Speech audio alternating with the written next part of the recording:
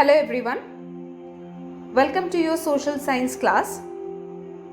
Students, in our previous class, we have studied about the Indian judiciary. You overall have an idea about the Supreme Court, the state high courts, and also about the subordinate courts. Today, we will move on to the next chapter of your civics, that is the criminal justice system. Students, in India, the criminal justice system, it comprises of the police, the administrative system of our country, and the courts. Now see students, this police, administration and the courts, this all are interrelated. Okay, but before beginning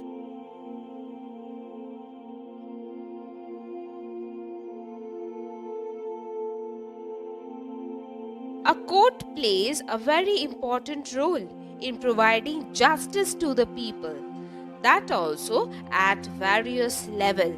Or you can say that our judiciary, it provides us justice at various levels. At the apex, there is the Supreme Court, okay, then comes your High Court at state level, then comes the various district courts or the subordinate courts.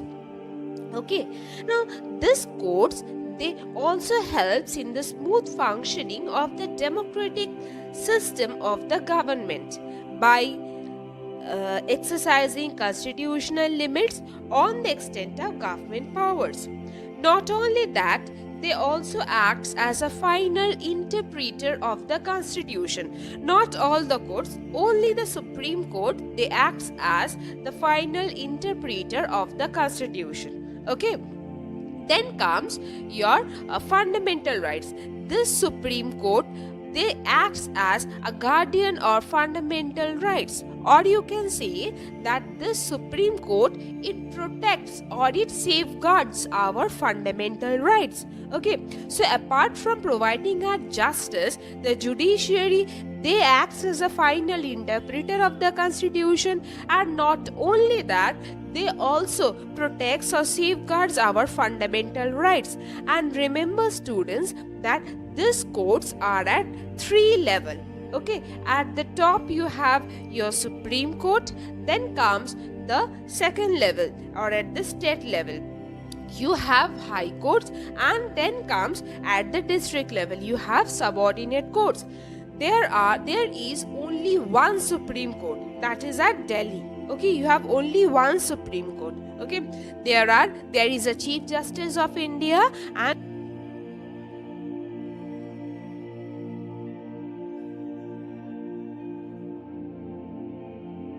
a High Court. Okay, only few states are there in the northeastern part of India. Actually, their population is very low. That's why 3 or 4 states together have a single High Court. Otherwise, every big state in India has a single High Court. Okay, then comes your district court or the subordinate court. Now, these district courts have several subdivisions, and at every state, at every district level, this district courts or the subordinate courts are present. Okay, so the courts, they provide us justice. Okay, they acts as a final interpreter of the constitution. They protects or safeguards our fundamental rights, and not only that, they also works independently. This judiciary or our Indian judiciary, they are not interrelated to any other organ of the government. They works independently and they checks and balance the power of the government. So this is all about the role of the court. Now we will move on to the role of police. Okay, so students, can you see the picture on your screen? Who is this man? Yes, he is a policeman. Okay, so this policeman, they plays a very vital role in our society. But before moving on to their role, I'll tell you about the different divisions of the district police hierarchy. Okay, now At the top comes the superintendent of police or the SP. Okay, then comes your deputy superintendent or DSP. Next, below the deputy superintendent comes the SHO or station house officer or inspector. Okay, now under this inspector comes your sub inspector. Okay, then comes your assistant sub inspector, head constable, constable and chowkidar. So these are the different divisions in the district police hierarchy. Okay, now we will directly move on to the role of the police. Now, the first and the foremost role played by the police is to register an FIR or appointment with.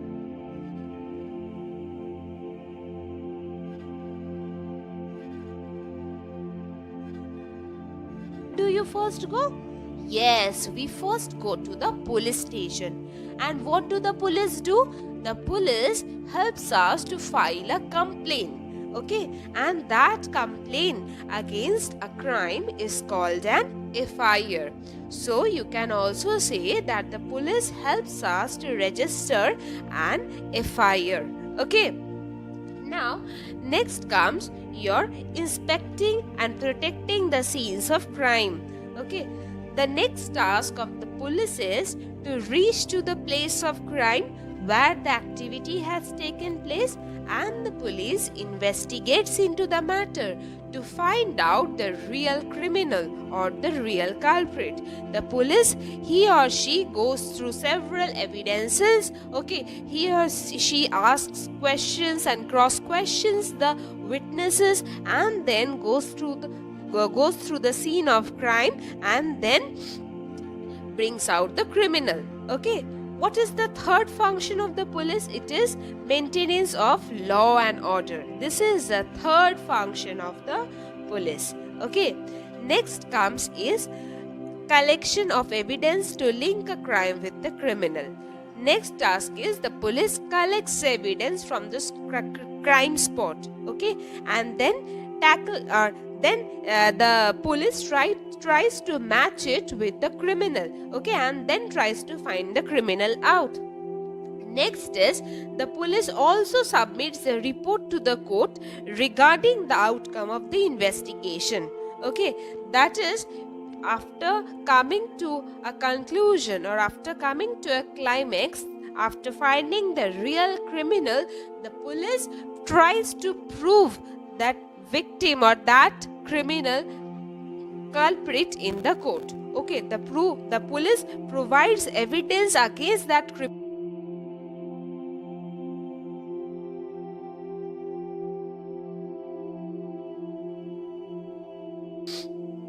Now, see student, what is a thana? Okay, or a police station, which you speak in Hindi or in your vernacular language as thana. What is a thana?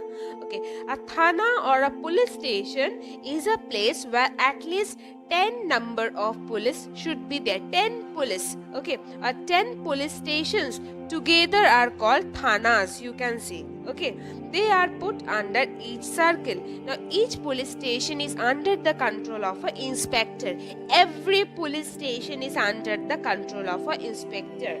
There are other officials also in the police station or in the thana, that is your sub inspector, assistant inspector, head constable, etc. Now, they all work under the supervision of the inspector or the chowkidar. Okay. Now, chowkidars are also appointed at the village level that helps the police to catch the criminal. Okay, who are this chowkidar? At the night when you go to the sleep in village area, it basically happens that this chowkidar, they moves around in the village so that no criminal activity can take place during the night. Those people are known as chowkidar. They basically guards your village. Okay, those are basically appointed in the village area. Okay, to protect the area. So this is all about the role of police. Okay, now we will move on to the role of a public prosecutor. So, who is a public prosecutor? A public prosecutor is an agent of justice in the criminal court. Who is a public prosecutor? He or she is an agent of justice in the criminal court. Okay, what does a public prosecutor do, or who appoints a public prosecutor? A public prosecutor is appointed by and he is paid by the state government. Okay, it is his job. Okay, he is a permanent bureaucrat, it is his job, and he is paid by the state government. His main function is to secure the prosecution of offender to keep the society free from crime.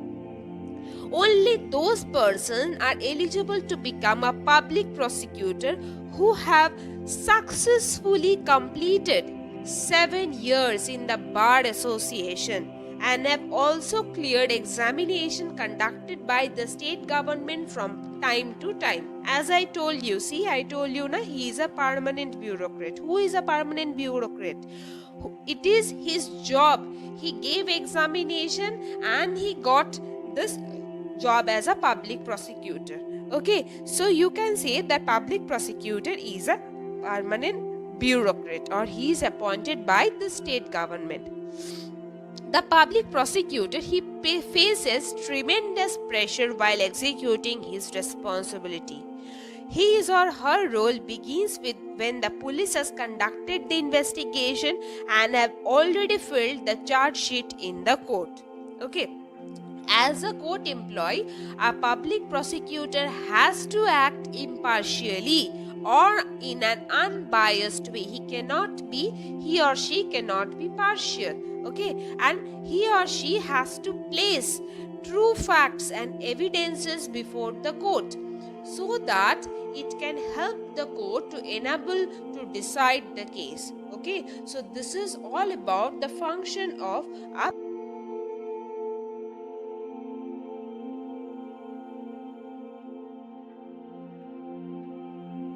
role of judge. Till then, have a good day. Thank you.